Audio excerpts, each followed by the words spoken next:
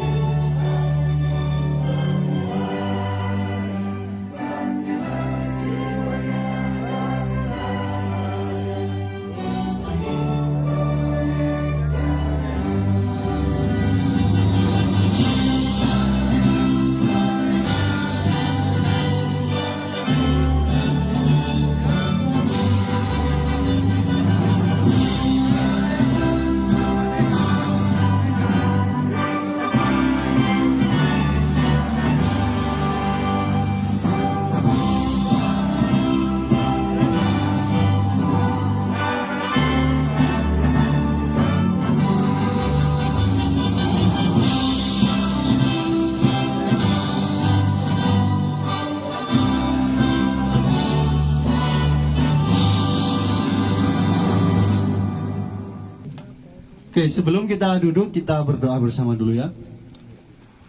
Kami berdoa menurut agama dan keyakinan masing-masing. Berdoa dimulai.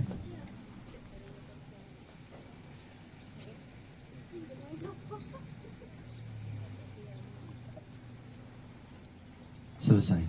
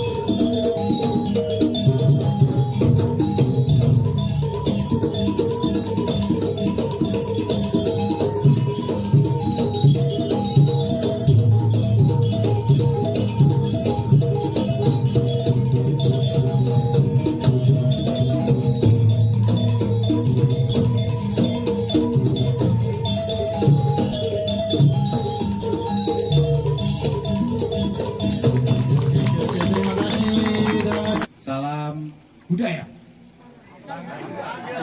Jawabnya kalau salam budaya langgeng ya. Oke, kita ulang sekali lagi. Salam budaya. Sekali lagi. Salam budaya. Salam satu jiwa. Oke, terima kasih walaupun nggak semuanya dari Malang ya. Oke, yang pertama saya jelaskan di sini, kita Kampung Budaya Polowijen sudah berdiri sejak tahun 2017. Yang menginisiasi kita berdiri ini, yang pertama adalah adanya situs dari Dendedes, Senen Dendedes. Yang kedua, adanya situs dari makam Mbah Reni, yaitu penemu topeng Malang pertama. Oke, untuk kegiatan yang ada di Kampung Budaya Polowijen ini, yang pertama itu yaitu pelatihan menari secara gratis yang biasanya diadakan setiap hari Minggu pagi, mulai dari jam 9 sampai jam 11 siang. Selanjutnya kita di sini juga ada pelatihan membatik, pelatihan mengukir topeng, seperti hasilnya yang ada di belakang mas-mas mbak-mbaknya ini. Terus kita di sini juga nggak hanya menerima paket kunjungan wisata aja, tapi kita di sini juga menerima kita juga membuat banyak event-event besar seperti festival budaya, festival Panawijen Jawan Bien, dan lain sebagainya. Selain itu, di Kampung Budaya Polowijen ini menjadi salah satu pasar topeng pertama di dunia, iya Pak? Ya, pasar topeng pertama di dunia yang diresmikan pada tahun 2019. Mungkin itu saja dari saya. Untuk kurang lebihnya saya mohon maaf apabila banyak dari kekurangan yang kami siapkan untuk kunjungan mas-mas dan mbak-mbaknya. Untuk itu saya mohon maaf sebesar-besarnya. Baik, selanjutnya mungkin akan dilanjutkan dengan sarasehan dari Demang sendiri. Saya akhiri. Terima kasih. Wassalamualaikum warahmatullahi wabarakatuh. Salam budaya. Oke. Assalamualaikum warahmatullahi wabarakatuh. Perkenalkan, nama saya Eri, saya dari Brawijaya. Jadi kami mestinya ber-18, tapi ada beberapa yang izin hari ini terkait pertukaran mahasiswa merdeka. Intinya kami mengucapkan terima kasih sudah diterima di sini. Terima kasih. Belum. Ini harapannya untuk sini. Gimana? Harapan, ekspektasi, penantian. Intinya kami dapat belajar budaya yang disediakan di sini, terutama terkait Malang. Terima kasih. Mengapa ambilnya di Kampung Budaya Polowijen gitu, Bapak? Apa ya? Mungkin jawaban lain takdir atau Takdir. kata lain. Dari apa namanya? Program-program yang disediakan sepertinya menarik, jadi kami memilih di sini. Terima kasih. Oke. Terima kasih Bapak dosen, nanti kita bicara lagi. Mohon maaf Ibu, silakan. Baik, assalamualaikum warahmatullahi wabarakatuh. Selamat siang dan salam sejahtera buat kita semua. Perkenalkan, nama saya Umi. Saya berasal dari Unitri. Kalau biasanya langsung Universitas Tribhuwana Tunggadewi kayaknya jarang dikenal, tapi kalau Unitri insya Allah sudah mulai dikenal. Terus kami datang ke sini beserta 18 orang, gitu ya. 18 orang. Kita ke sini tujuannya memang ingin mengetahui tentang bagaimana kampung budaya di Polowijen, di desa ya, desa Polowijen, kelurahan ya Pak, kelurahan. Dan harapan kami dengan adanya kegiatan ini bisa menginspirasi juga buat teman-teman yang nantinya pulang ke daerah masing-masing, mungkin bisa lebih mengembangkan terkait dengan budaya yang ada di daerah mereka masing-masing. Mungkin itu dari saya, terima kasih. Berarti emang tujuannya langsung ke sini gitu Bu ya? Apa sebelum ke sini ambil ke yang lain, ke Kampung Warna-Warni atau gimana gitu? Ya, jadi kalau yang terkait dengan kampung budaya memang kami memilih di sini Pak. Memang kami memilih di sini karena kita melihat ada beberapa kegiatan yang bergabung menjadi satu. Nah, Ya, ya. gini tuh. Oke, terima kasih Ibu. Sama-sama. Oke, Bapak Ibu silakan. Monggo, terima kasih. Tepuk tangan untuk Bapak Ibunya. Nah,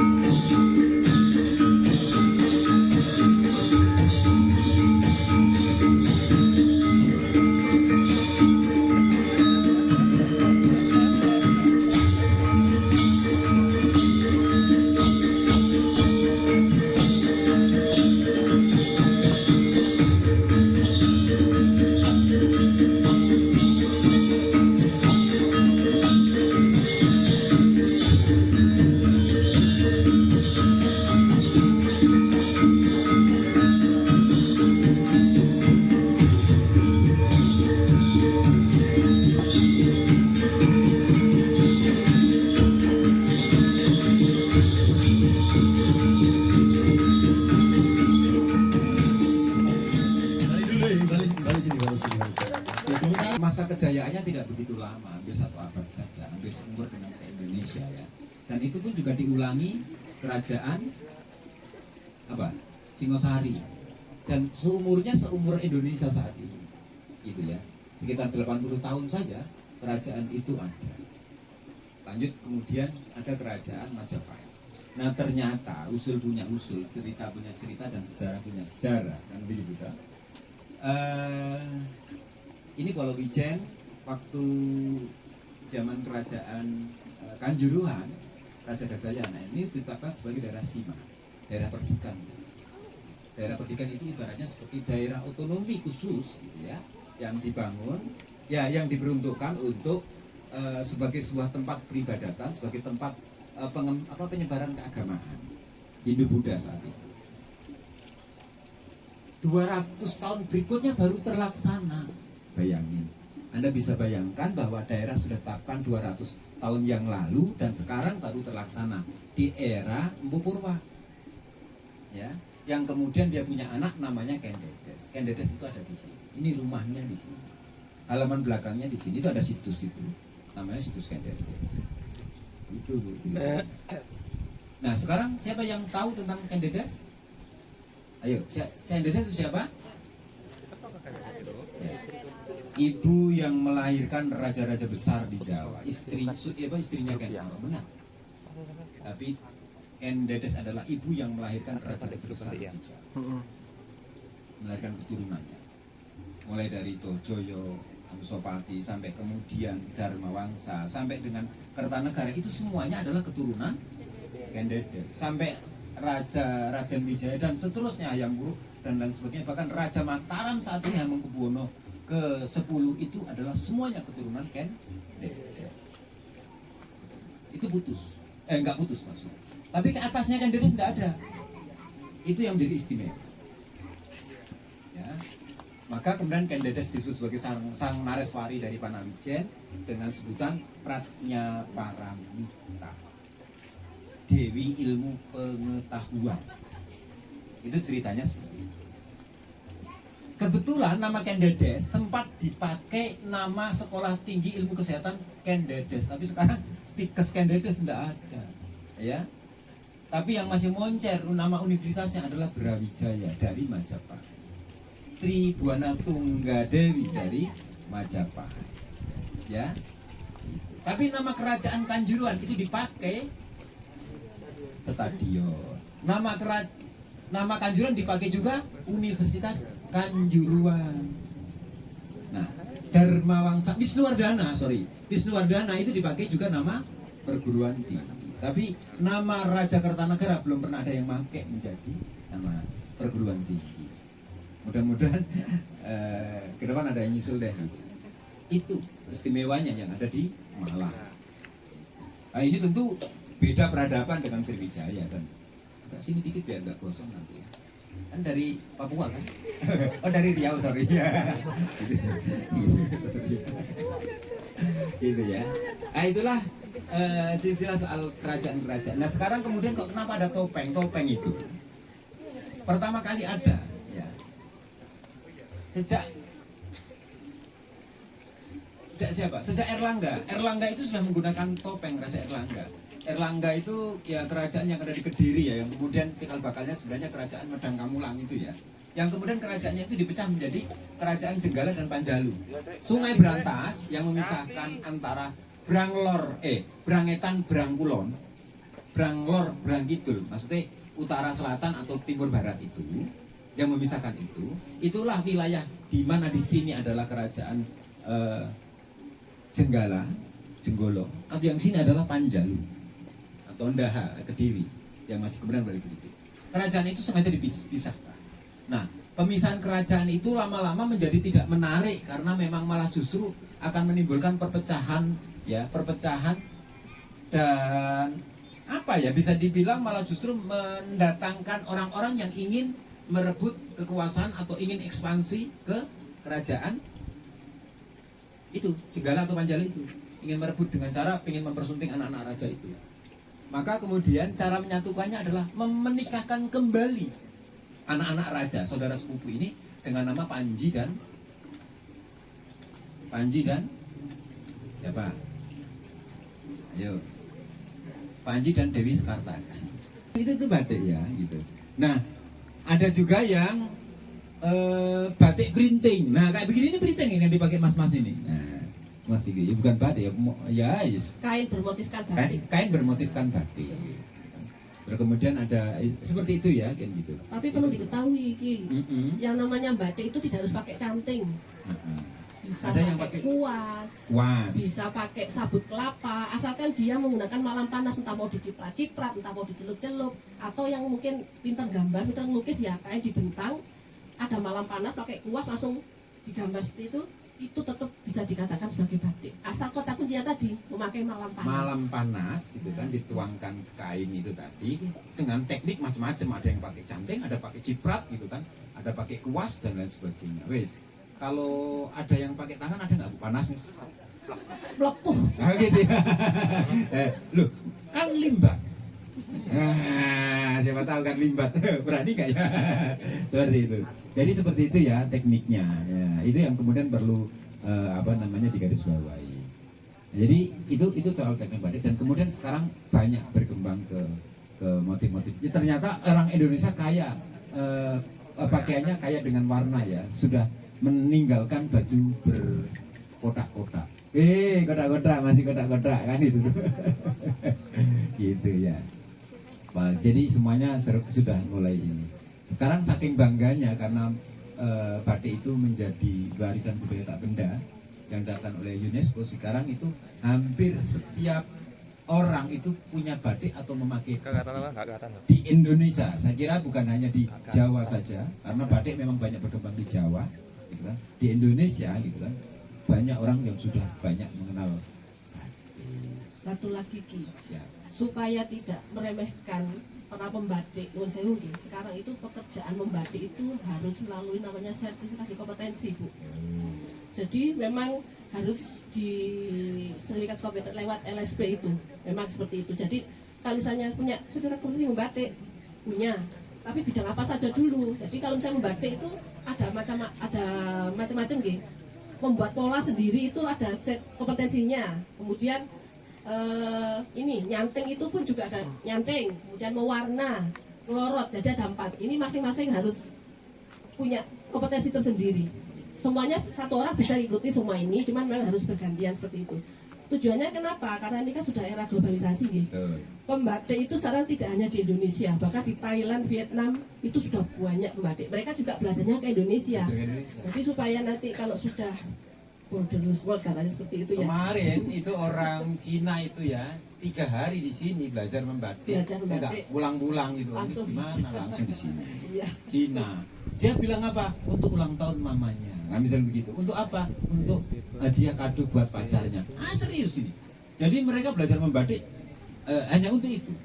Segitunya ya. Tapi supaya kita tidak kalah dari tenaga-tenaga asing, maka harus kita memiliki kompetensi.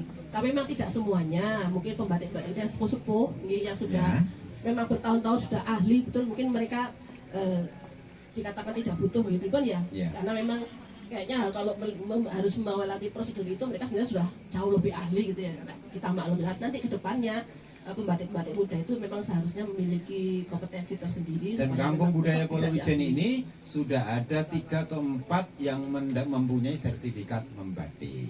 Ini kami ada sering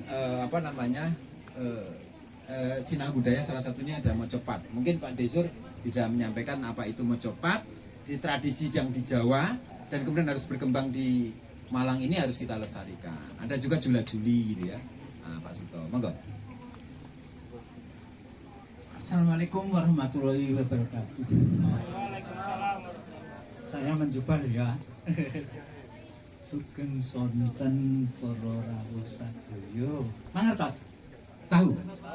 Ini untuk pengantar biasanya itu di dalam tembang. Tembang yang saya ajarkan adalah tembang tradisional, yaitu untuk melestarikan budaya orang Jawa nenek moyang kita dulu, yang mana pada waktu dulu orang-orang itu senangnya nembang, lek saiki diarani nyanyi ya.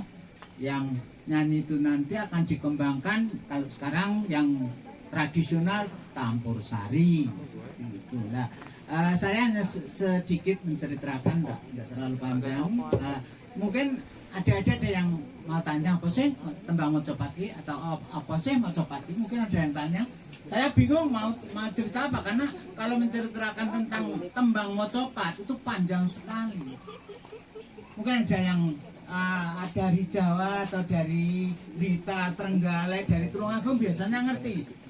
Salah satu tembang mojopat apa? kira-kira? Ini dari luar pulau semuanya Pak Desur, tidak ada yang dari Jawa. Nggak ini. ngerti. Nggak tahu. Nggak tahu. Ya, ya.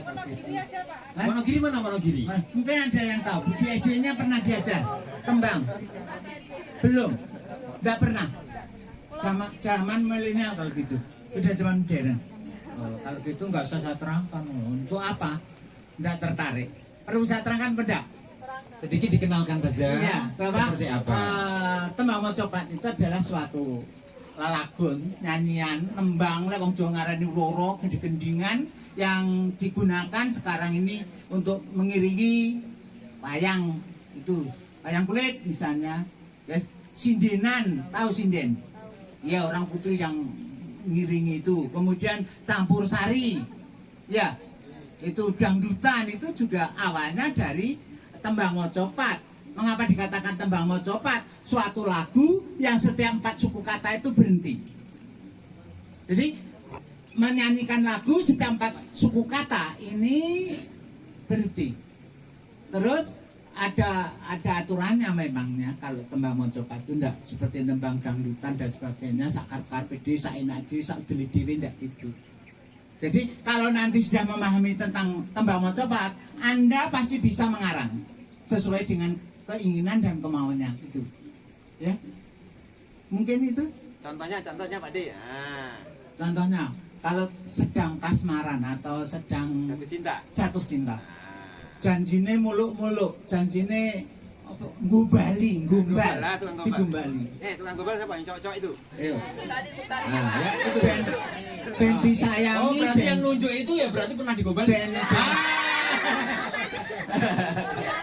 Ben disayangi jenenge tembang Asmarandono. Asmara ku dari kata bahasa Indonesia percintaan. Masa-masa seperti Anda ini adalah masa percintaan. Podo kasmaran, podo tresnane akhirnya nanti dirabek ning Dinikahkan, gitu ya. dinikahkan ya. Contohnya ini. Gegarane wong akrami. Apa? Artinya apa? Pegangan Pegangan orang menikah. orang berumah tangga. Jadi punya semboyan, punya patokan, punya paugeran, ya. Tutu bondo, tutu rupo. Jadi orang nikah itu bukan karena tertarik harta, rupa, pangkat, derajat. Janji aku setia padamu sayang. Amung ati pawi tane. Apa? Apa? Hanya hati yang saling menyayangi. Aku cinta padamu. Apapun yang Modalnya terjadi, hanya hati. apapun yang terjadi akan saya jalani. Itu janji tembangnya Asmarono. Luput pisan kena pisan. Tak terjemah Terjemahan gitu. mana? Ya. Kalau tapi hati-hati di dalam mengarungi rumah tangga, hati-hati karena kalau nanti sudah ada kesalahan, sekali salah menjadi catatan. Diingat-ingat, misalnya pernah selingkuh, padahal saudara rumah tangga berselingkuh. KDRT ya, kekerasan rumah tangga itu menjadi catatan sulit untuk dikembalikan. Luput pisan kena pisan.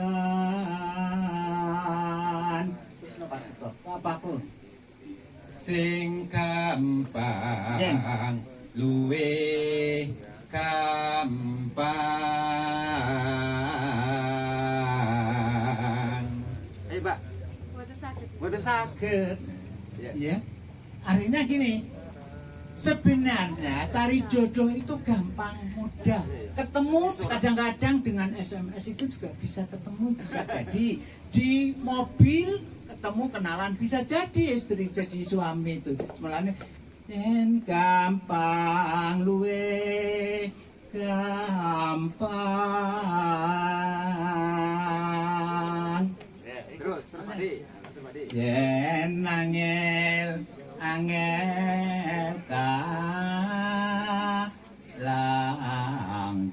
langkung kalau sulit setengah mati. Ya, kalau sudah sulit, pure ngerti. Menyendiri sudah tidak mau, didekati enggak mau, dikelani enggak mau ngerti dikelani. Dicak madu cinta enggak mau. Ya, dicak madu cinta enggak mau, tadinya kinyis konyos, akhirnya sudah. Makanya cantik itu tidak bisa untuk ukuran, tidak bisa abadi. Itulah kehidupan di dunia, semuanya tidak abadi. Hati-hati itu. Kemudian yang terakhir, Tan kenoti numbas arto.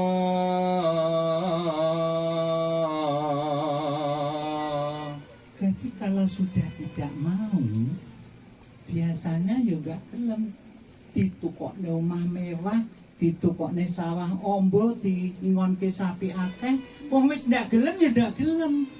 Iku sing diarani pulik. Akhirnya mana kalau udah gitu sendiri-sendiri bubrah bercerai.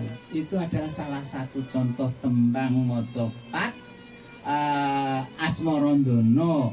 Tapi itu kalau saya jelaskan pakai aturan guru lagu Gururang Durgotro jenenge. Tapi tidak sabar. Kalau anda ingin belajar silahkan setiap Jumat malam untuk berkonsultasi. Bu dosen, Pak dosen, mungkin selain mahasiswa ini, mahasiswa PPMM ini, mungkin mahasiswanya aslinya boleh berkunjung ke Kampung Budaya Polowijen gratis kalau Jumat malam untuk belajar sinau budaya dan di dalamnya ada Mojopat. Nah,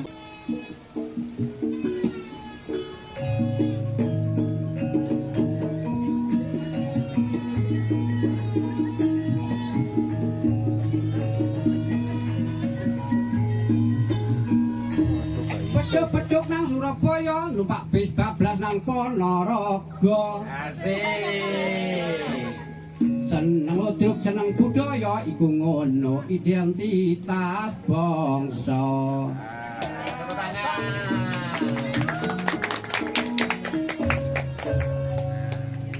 Awan-awan aku kidungan pelune uri-uri kabuda. Ya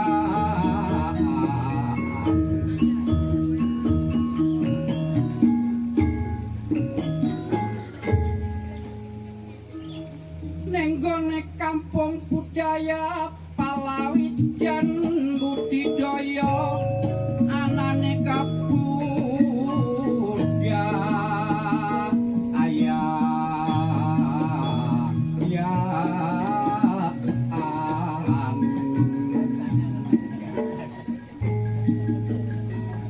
mula lek pengen ngerti kudu kunjungan kudu anjungan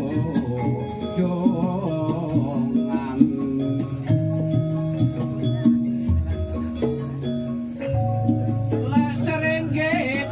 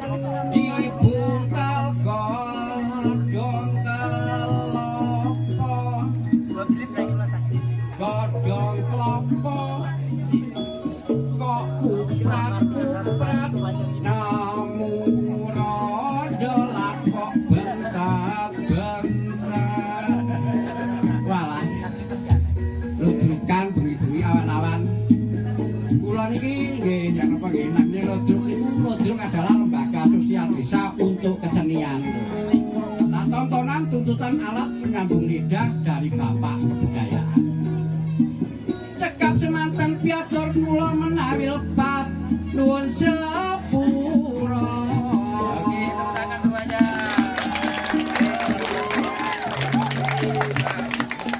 Semuanya.